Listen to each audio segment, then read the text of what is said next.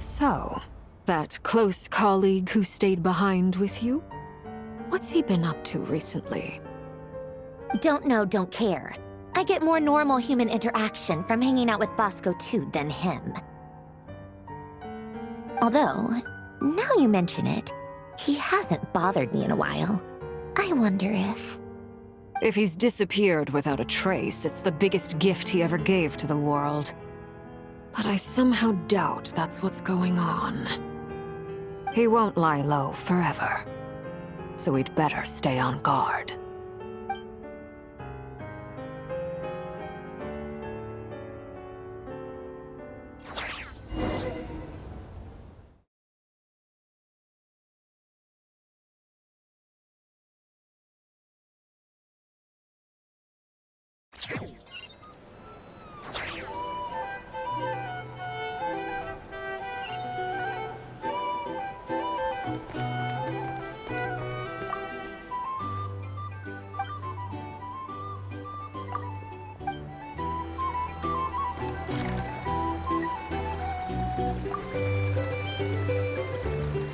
How have you been holding up?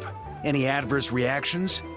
If you start to take a turn for the worse, make sure you tell me right away. You don't need to worry about me, Grandmaster. I'm fine. I mean, I barely did anything, so... What? You're too humble, young man. You played an indispensable role in the battle for Nodcry. We can't thank you enough for your support. Sometimes, when people praise you, it's because you deserve it. The best thing is to accept it calmly and with grace. It's important to learn how to respond to words of admiration. Let's do a quick demonstration. Albedo, that was an incredible feat of alchemy. The pressure was on, but you worked flawlessly at lightning speed to get the job done. Thank you. I can't take all the credit, though. Durin played a big part in forming the alchemical array. See? Did you catch that? A masterclass in how to take a compliment. Okay, yeah. I did work pretty hard to help prepare for the battle. No point denying that. Hey, you guys! Hey, look who's bounced back. Looking good, Traveler. Seems like you've recovered. You won't need to take any more medication. Can I get you a drink? Huh? You know how to order at a bar now? You've sure learned a lot recently. Handling a drinks order is ridiculously simple compared to alchemy. Don't worry, I'll blend into society yet. Paimon believes it. You're clearly a fast learner, just like your brother. To be totally honest, though, Paimon didn't quite follow all the details when you first explained the plan to us. Don't worry, that's completely understandable. Unless you're a student of alchemy, it's hard to grasp the principle and how the process works. To put it in the simplest terms, we saw how our enemy stole the power of Kuvaki. And that gave us the idea of stealing his power to turn it against him. When facing an enemy you have no hope of defeating, it's best not to engage them in battle. So, instead of looking for a way to overpower him, we decided to help Columbina get strong enough to at least stand up to him in a fight. For this to work, we had to analyze his modes of attack, confirm who his main target was, and make sure that he wouldn't go beyond the range of the alchemical array. For added security, we prepared a total of 4 arrays. But to mitigate the impact of the battle, we identified one location in particular as the ideal spot, which is where the confrontation took place. The alchemical array absorbed his abyssal power. Then Durin processed it to render it usable by Columbina. That power enabled her to do what would otherwise have been nigh on impossible. What surprised me was that Dainsleif actually agreed to join us. Given his history with Rerir, he had every right to sit this one out. But we're extremely grateful for the decision he made. It must have been a painful choice to make. But I'm sure that making a decision was far better for him than staying in limbo. Absolutely. He was torn between 2 paths, but in the end, he made his choice and stuck to it resolutely. He doesn't strike me as the sort of person who'd stay trapped in limbo for long. Anyway, however you cut it, everyone gave a stellar performance. And now, it's time to kick back and celebrate.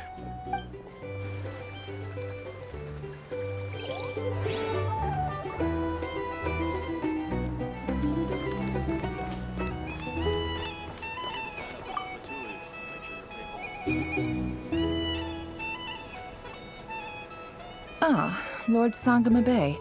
How lovely to see you. I must thank you for the device you provided. It was an enormous help. Would I be right in thinking that it was developed by the Academia?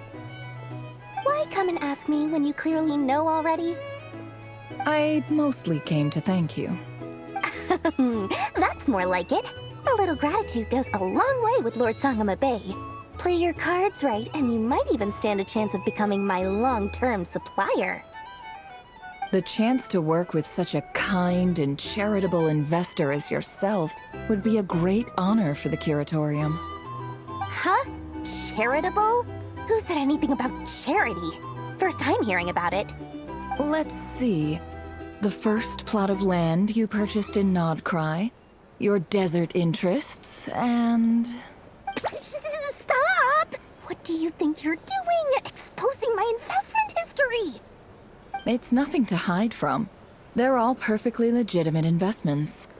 And some of the land you purchased was with the intent of building a sanctuary? Yes, I heard about that too. How did you... You're a curious case, Lord Sangamabe. You don't like people finding out about your good deeds, do you? But I'm afraid no matter how hard you try to keep things under wraps, where there's a will, there's a way. You did it for Sumeru, didn't you? It was empty land that was gonna go to waste otherwise. I figured if I built something there, it might at least get some use in an emergency.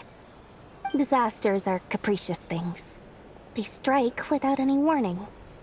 I've lost family to a disaster before, and I don't want to lose any friends or business partners if I can help it. My elder sister used to dream of finding a sanctuary. Somewhere with plenty of food, water, and medicine. Where everyone could live happy lives. It was something I looked into, but after discussing things with the Dendro Archon, I decided on a more effective strategy. The tech people handled the tech, and Moneybags provided the Mora. It just made the most sense. It's a pity that so few people know the truth about you.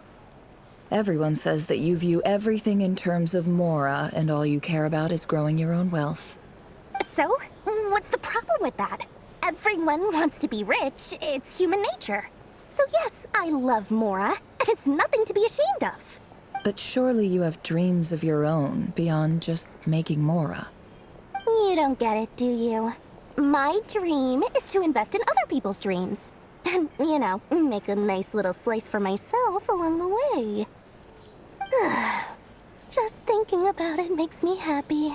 That sweet, sweet sound of Mora. Thank you. For the device? And the pendant. Oh, that. I was just returning a favor. Don't worry about it. Seems like we've both been away from home for a very long time. Yeah. So long that I barely remember what my family even looked like. That would be your mother, father, and sister? Yeah, though it's been years since my sister passed away. It's not like I want to forget them, obviously, but memory can be even more ruthless than the most calculating business person. Beyond a certain point, if something isn't helping you, it just gets rid of it. My sister can't help me now. Slowly but surely, her face is fading from my mind's eye. It's become a vague impression. Not everything will fade.